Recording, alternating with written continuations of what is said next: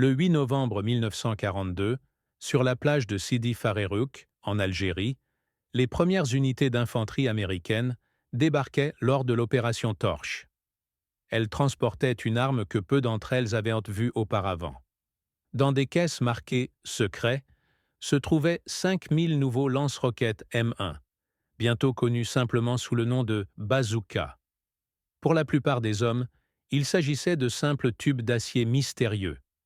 Ils n'avaient ni reçu ni instruction, ni formation, et n'avaient aucune idée que cet engin d'apparence rudimentaire allait réécrire les règles de la guerre blindée. En moins de 2 ans, le bazooka forcerait l'armée allemande à réorganiser ses tactiques blindées, déclencherait des efforts désespérés pour copier son design et transformerait l'infanterie américaine ordinaire de victime des chars en chasseurs de chars. L'histoire du bazooka commence quelques mois plus tôt, le 6 mai 1942, à Aberdeen Proving Ground, dans le Maryland. Le colonel Leslie Skinner et le lieutenant Edward Hull avaient été chargés de démontrer des armes anti-chars potentielles devant un panel de généraux sceptiques. Alors que les Britanniques développaient des mortiers à spigots lourds, pesant plus de 100 livres et nécessitant des équipages entraînés, Hull avait quelque chose de bien plus simple. Ce matin-là, il assembla un prototype à partir de pièces de récupération. Il trouva un tube d'acier dans une pile de ferraille, de la bonne taille, plia un cintre métallique pour en faire un viseur rudimentaire et le fixa avec du ruban adhésif.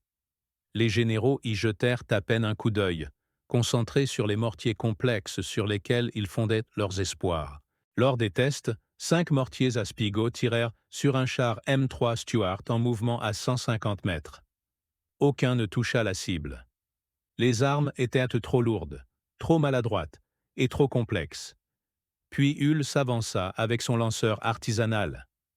Craignant que le souffle arrière ne soit dangereux, Hull porta un masque de soudeur, épaula le tube, visa à travers les viseurs en cintre et pressa la détente.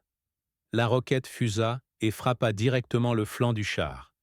Il rechargea en 5 secondes et toucha à nouveau. Le général Barnes, chef de la recherche et de l'ingénierie, regarda cet étrange engin et rit, disant qu'il ressemblait à l'instrument de musique bazooka du comédien Bob Burns. Le nom resta, mais plus important encore, Barnes ordonna la production immédiate de 5000 unités. Ce qui suivit fut l'une des transitions les plus rapides d'un prototype à la production de masse dans l'histoire militaire américaine. General Electric et d'autres sous-traitants commencèrent à produire 5000 lanceurs par mois dès octobre 1942. Chaque unité nécessitait seulement 20 livres d'acier, des soudures basiques et des composants électriques simples. Le coût, seulement 25 $ par lanceur et 8 $ par roquette. Un tube d'acier sans soudure de 54 pouces de long, pesant seulement 13 livres, mais capable de percer jusqu'à 4 pouces d'armure à 300 mètres. Le capitaine Franklin Johnson, à Fort Benning, rapporta qu'un soldat pouvait être formé à utiliser le bazooka efficacement en un après-midi. En comparaison, maîtriser un canon anti-char de 37 mm prenait des semaines. 2 fantassins pouvaient transporter le bazooka partout où leur escouade allait. Il leur donnait quelque chose qu'ils n'avaient jamais eu auparavant, la confiance face aux chars ennemis. Mais lors des débarquements de l'opération Torche en Afrique du Nord, les choses faillirent tourner au désastre. Eisenhower lui-même découvrit, la veille de l'invasion, que les hommes n'avaient même pas déballé les nouvelles armes.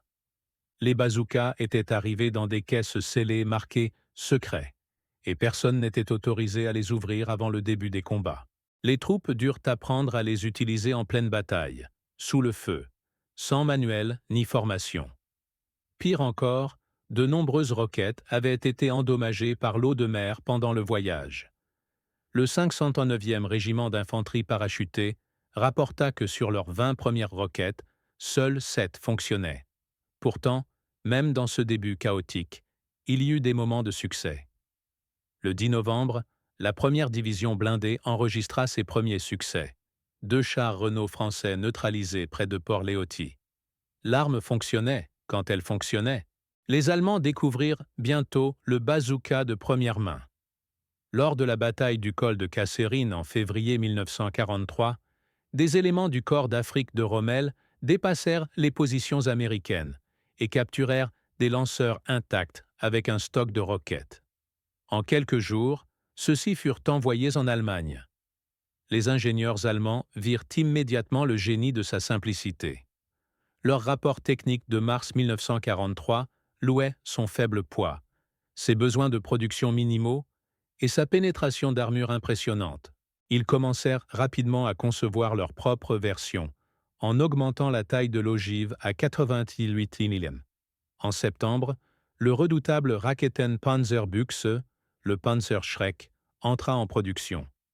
L'opération Husky, l'invasion de la Sicile en juillet 1943, fut le premier véritable test du bazooka contre les blindés allemands. À ce moment-là, les unités américaines disposaient du modèle amélioré M1A1, avec de meilleures roquettes.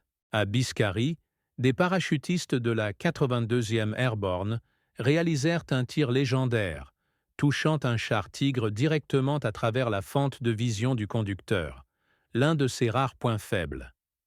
Les journaux de guerre allemands admirent que l'infanterie ennemie possédait désormais des armes à roquettes capables de détruire des blindés à 100 à 150 mètres.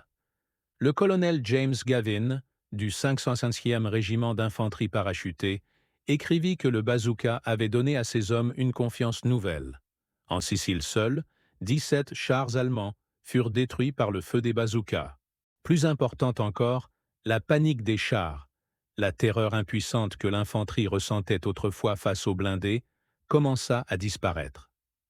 Alors que les combats se déplaçaient en Italie, le bazooka devint un outil universel. Les soldats découvrirent rapidement qu'il était tout aussi efficace contre les bunkers, les bâtiments et les positions fortifiées que contre les chars. Les Canadiens à Ortona l'utilisèrent pour percer des trous dans les murs de pierre, contournant les rues mortelles. Début 1944, chaque bataillon d'infanterie américain transportait au moins 2 douzaines de lanceurs. Les commandants allemands réalisèrent que leurs chars ne pouvaient plus opérer seuls. Des directives ordonnaient aux chars de ne jamais avancer dans les villes sans soutien des infanteries et éviter les bâtiments à moins de 100 mètres, à moins qu'ils ne soient sécurisés. Les équipages soudèrent des maillons de chenilles, des sacs de sable et même du béton sur leurs coques, dans une tentative désespérée de protection.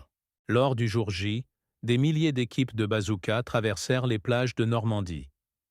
Dans les haies, les bazookas étaient indispensables.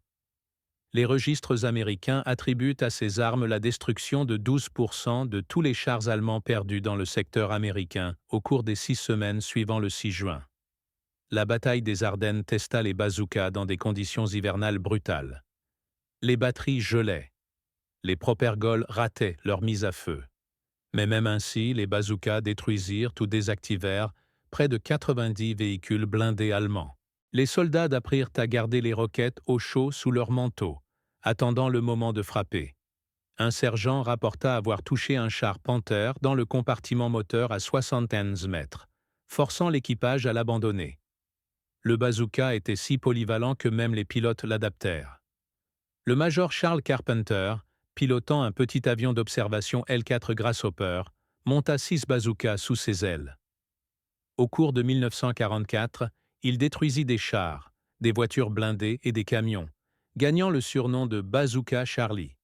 Son avion tueur de chars improvisé devint légendaire. À la fin de la guerre, Elway Amérique avait produit près de un demi-million de bazookas et plus de 15 millions de roquettes. L'avantage économique était stupéfiant. Pour le prix d'un seul char Sherman, l'armée pouvait acheter des milliers de lanceurs et des dizaines de milliers de roquettes. Des chars allemands coûtant des dizaines de milliers de Reichsmarks pouvaient être neutralisés par une roquette de $8 tirée par un fantassin de 19 ans. Une analyse d'après-guerre confirma son impact. 12% des chars allemands dans le théâtre européen furent détruits par des bazookas, et l'impact psychologique fut encore plus grand.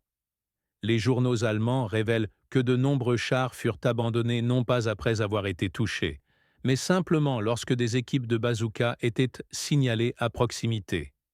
La Blitzkrieg, la guerre blindée fulgurante qui avait terrorisé l'Europe en 1940, fut ralenti à un rythme escargot par des tubes acier bon marché dans les mains de soldats ordinaires. L'héritage du bazooka s'étendit au-delà de la Seconde Guerre mondiale. Il fut utilisé dans le Pacifique, où les Marines employaient des roquettes au phosphore blanc pour incendier les bunkers et grottes japonais. À Iwo Jima seul, près de 2000 roquettes furent tirées. En Corée, le bazooka original eut du mal contre les T-34 soviétiques, mais le nouveau Super Bazooka de 3,5 pouces les arrêta net, restaurant la confiance de l'infanterie américaine. De là, le principe se répandit dans le monde entier. La série RPG soviétique, le Law britannique, le Carl Gustaf suédois, tous sont des descendants directs. Le bazooka était plus qu'une arme. C'était un symbole de la démocratie industrielle en temps de guerre.